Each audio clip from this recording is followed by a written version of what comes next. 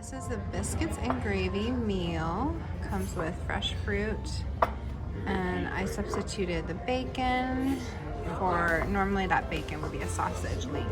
So the potatoes are super yummy and crispy, but I do want some salt for my potatoes. The biscuits and gravy is really good. The gravy is super creamy. It's definitely a little bit unique than your regular biscuits and gravy. And the bacon is amazing, super thick and super yummy. So I would give my meal a 9 out of 10.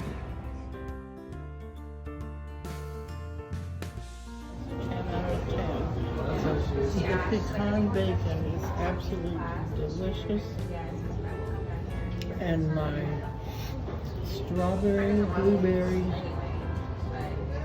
waffles are absolutely delicious. I don't know I've had better waffles anyway. If you are in Coos Bay, Oregon, or near Coos Bay, Oregon, I would highly recommend Blue Heron for their Sunday brunch, which happens on Sundays from 10 to 2. Everything we had was absolutely delicious, and you can even bring your dog in the covered patio area. Let me know if you have tried this restaurant